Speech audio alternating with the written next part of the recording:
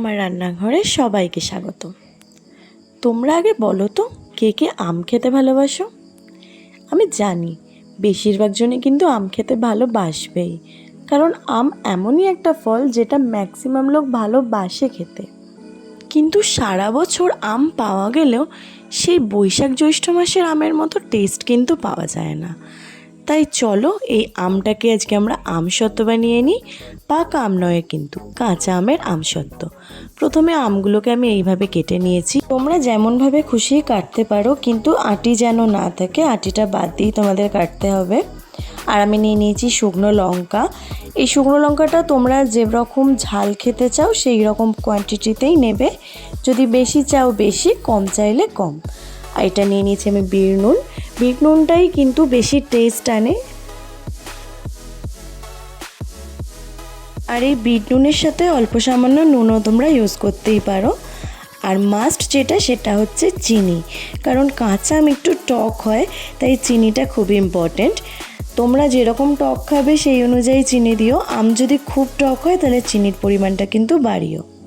এই শুকনো লঙ্কাগুলিকে খুব ভালো করে গুঁড়িয়ে নিতে হবে, একেবারে চিলি ফ্লেক্স যেটাকে বলে। এবার চলো, আমি ওভেনে কড়া বসিয়ে দিয়েছি। এতে পরিমাণ মতো আমি জল নিয়ে নেব, যে জলটা ওই আমটা সিদ্ধ করার কাজে লাগবে। খুব একটা বেশি জল নেবে না, ওই আমগুলো জাস্ট ডুবো ডুবো হবে সেরম জল নিলেই হবে। ভালোভাবে পুরো আমটা জলে দিয়ে এইভাবে ডুবিয়ে দিতে হবে, খুব বেশি জল কিন্তু দেবে না। এবার এতে চাপা দিয়ে 10 থেকে 15 মিনিট সিদ্ধ করার জন্য রেখে দেবে।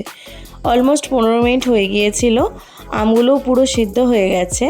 এবার আমি দেখে নেব আমগুলো ঠিকঠাক সিদ্ধ হয়ে গেছে কি। হ্যাঁ, একদম পারফেক্ট। তোমরাও ঠিক এইভাবে একবার দেখে নেবে। আমগুলো যখন দেখবে একেবারে নরম হয়ে সিদ্ধ হয়ে গেছে, তখন সেগুলোকে নামিয়ে ঠান্ডা করতে দিয়ে দেবেন। ঠান্ডা হয়ে গেলে এবার এটা ছেঁকে নেওয়ার পালা।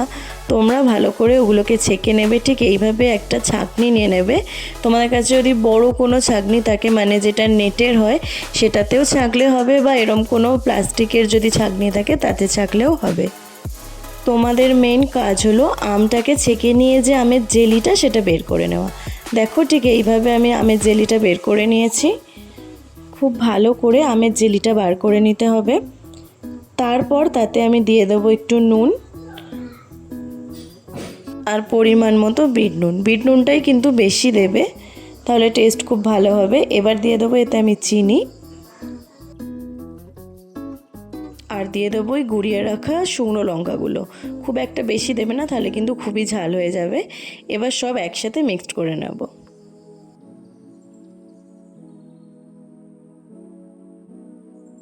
এবার আমি আবার মিক্সচারটাকে ওভেনে বসিয়ে দেব। সিম আছে পুরোটাই করব। এটাকে বেশ অনেকক্ষণ ধরে নাড়াচাড়া করতে হবে। চিনিটা একটু কম লেগেছিল আমার, তাই আরেকটু চিনি দিয়ে নিলাম। তোমরাও তোমাদের টেস্ট অনুযায়ী চিনিটা অ্যাড করো। এবার এই চিনিটা গলে যে জলটা তৈরি হবে, প্লাস এই আমের যে এক্সট্রা রসটা থাকবে, সমস্তটা একসাথে এভাবে নেড়ে নেড়ে শুকিয়ে ফেলতে হবে। একটা কথা বলে রাখি, এই আমটা যত ফুটবে তত কিন্তু খুব ছিটকাবে, খুব অ্যাক্সিডেন্টও হয়ে যেতে পারে। তোমরা খুব সাবধানে এটা করো। পারলে একটু চাপা দিয়ে দিয়ে করারও চেষ্টা করো, আর একভাবে নাড়িয়ে যাবে, নাহলে কিন্তু তলাটা ধরে যাওয়ার সম্ভাবনা থাকবে।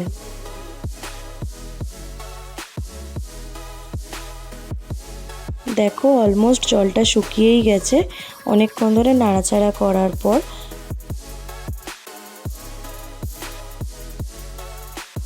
এবার দেখো এটা ঠিকঠাক একটা টেক্সচার চলে এসেছে, একটু জেলি টাইপের, টাইট টাইট। তোমরা কি করে বুঝবে যে এটা একদম কমপ্লিট? সেই জন্য তোমাদের প্রথমে একটা বাটিতে সামান্য জল নিয়ে নিতে হবে। দেখো আমি কিভাবে চেক করি এটা রেডি হয়ে গেছে কি।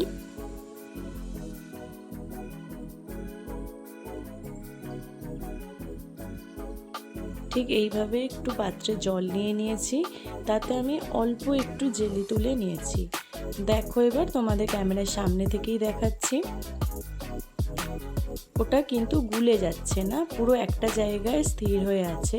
তোমরা একটু হাত দিয়ে দেখে নেবে, জিনিসটা একটু আঠালো আঠালো স্টিকি একটা জিনিস তৈরি হয়েছে। দেখো জিনিসটা কিন্তু ধুয়ে যাচ্ছে না, একই জায়গায় আছে। এবার তোমরা বুঝতে পারবে যে এটা কমপ্লিটলি রেডি। এবার একটা ডিশ নিয়ে নেবে যার উপর তোমরা আমসত্ত্বটা তৈরি করবে।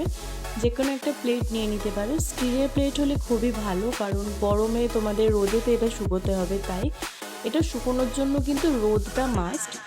একটুখানি অয়েল ব্রাশ করে নেবে, তোমরা যে কোনো অয়েল দিতে পারো, কিন্তু আমি এখানে সর্ষের তেল ব্যবহার করছি কারণ সর্ষের তেলটা জিনিসটাকে অনেক দিন ভালো রাখবে। এবার ঠিক এইভাবে আমি পুরো থালাতে মিক্সচারটা স্প্রেড করে দেব।